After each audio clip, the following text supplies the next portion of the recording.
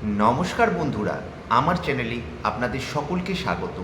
আজকের ভিডিওয়ে আমি আলোচনা করব এইমাত্র আইপিএলের যে প্রথম ম্যাচটি অনুষ্ঠিত হলো রয়্যাল চ্যালেঞ্জার্স ব্যাঙ্গালোর এবং সানরাইজার্স হায়দ্রাবাদের মধ্যে, তার কিছু গুরুত্বপূর্ণ আপডেটস নিয়ে।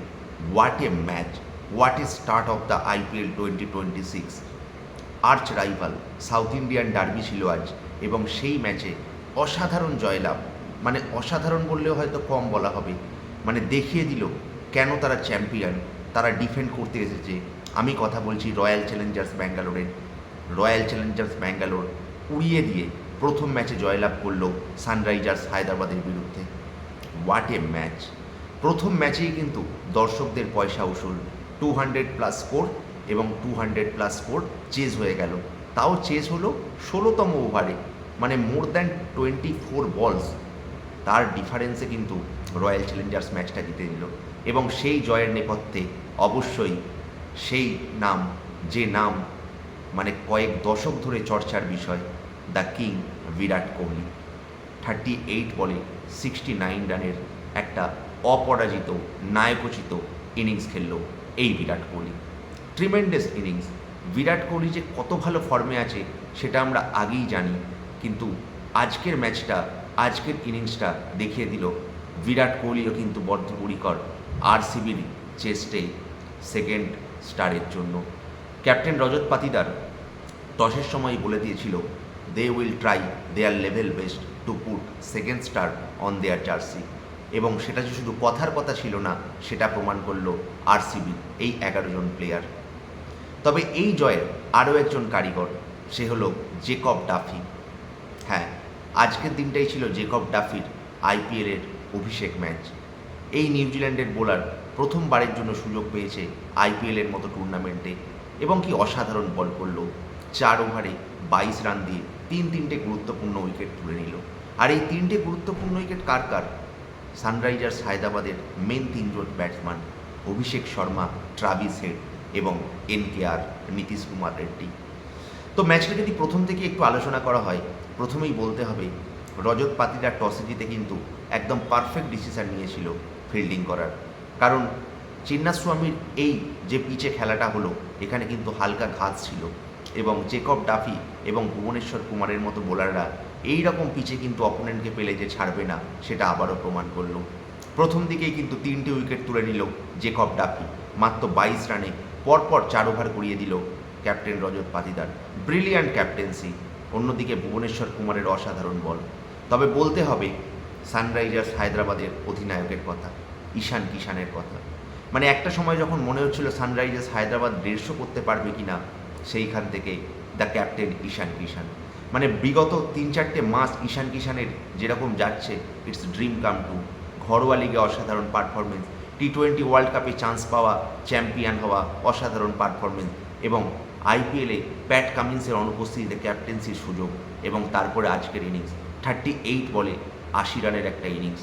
খুব সুন্দর একটা ক্যাচ ছিল ফিল সল্ট, নয়তো হয়তো প্রথম ম্যাচেই আমরা ঈশান কিষানের একটা 100 দেখতে পেতাম, সঙ্গে যোগ্য সঙ্গত হেনরিচ ক্লাসেনের। লাস্টে বললে ভুললে চলবে না অনিকেত বর্মার ইনিংসটা। 19 বলে 43 রানের একটা ক্যামিও, এবং তার সৌজন্যে কিন্তু হার্ড অ্যান্ড সোল চেষ্টা করার পরে সানরাইজার্স হায়দ্রাবাদ পৌঁছে গিয়েছিল 201। বাট এই চিন্নাস্বামীর ছোট্ট গ্রাউন্ডে, চেজিং গ্রাউন্ডে 201 কোনো সময়ই কিন্তু মনে হয়েছিল না এটা ডিফেন্ড করতে পারবে সানরাইজার্স হায়দ্রাবাদ। সানরাইজার্স হায়দ্রাবাদের বোলিং লাইন আপ যে কতটা উইক, সেটা প্রমাণ করলো আরসিবির ব্যাটাররা। প্রথম দিকে কিন্তু খুব কুইক আউট করে দেয় ফিল সল্টকে। 2024-এ কলকাতার হয়ে মাতিয়ে যাওয়া ফিল সল্ট কিন্তু 2025-এ মোটামুটি খেলেছিল। 2026-এর শুরুটা কিন্তু ভালো হলো না। হয়তো ফিল্ডিংয়ে বেশ কয়েকটা নজর কাড়া ক্যাচ নিল। ঈশান কিষানের ক্যাচটা তো আমার মনে হয় ক্যাচ অফ দ্য টুর্নামেন্টই হয়ে যেতে পারে। তবে এই প্রথম উইকেটটা তোলার পরে কিন্তু সানরাইজার্স হায়দ্রাবাদের আর কোনো বোলারকেই দেখে মনে হয়নি তারা কিছু করতে পারে। ডিডিকে, দেবদত্ত Padikkal, super sub, impact player. অনেকেই বলছিল ভেঙ্কি আয়ারকে কি চান্স দেওয়া যেতে পারে, কিন্তু দেবদত্ত পাডিক্কাল দেখিয়ে দিল কেন আরসিবি টিম তাকে এত বেশি রেট করে। কি সুন্দর খেললো। 26 বলে 61 রান। মানে ওই সময় বিরাট কোহলি হয়তো একটু চাপে ছিল, কিন্তু তার চাপটা কাটিয়ে দিল এই দেবদত্ত পাডিক্কাল। মানে ব্রিলিয়ান্ট ইনিংস, ব্রিলিয়ান্ট ব্যাটিং। তারপরে বলতে হবে বিরাট কোহলির কথা। ক্যাপ্টেন রজত পাতিদার 12 বলে 31, ক্যামিও 3টে 6, 2টো 4। তারপরে জিতেশ শর্মা আউট হয়ে যায়, কিন্তু ম্যাচটাকে ধরে নেয় বিরাট কোহলি। এই কিং কোহলি এলিগেন্স, মানে beautiful, not only the power, just look at the timing, just look at the perfection.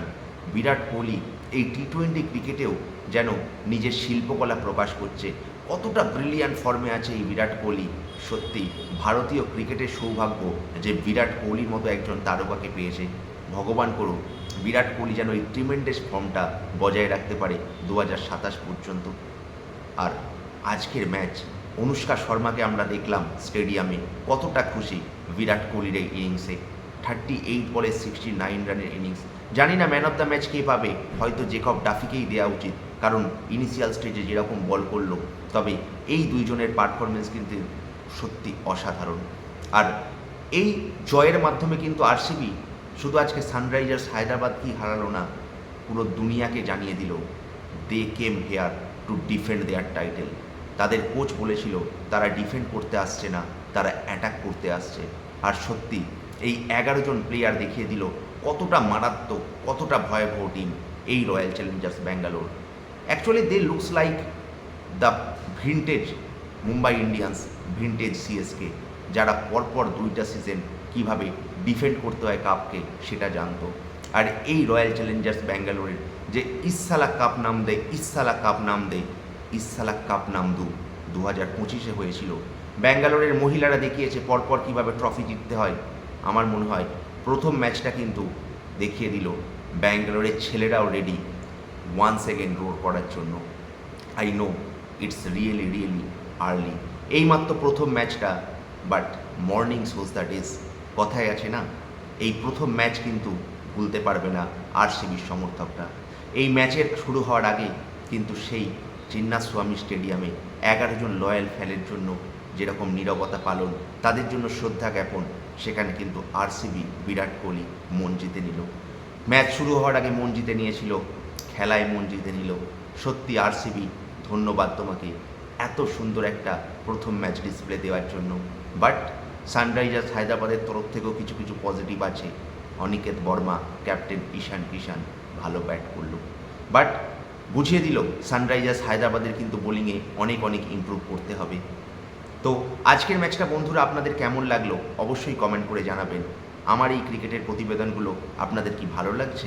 কালকে কিন্তু বড় ম্যাচ, কলকাতা নাইট রাইডার্স নামছে মুম্বাই ইন্ডিয়ান্সের বিরুদ্ধে ওয়াংখেড়ে স্টেডিয়ামে। তার সমস্ত আপডেটস থাকবে আগামীকালের ভিডিওতে।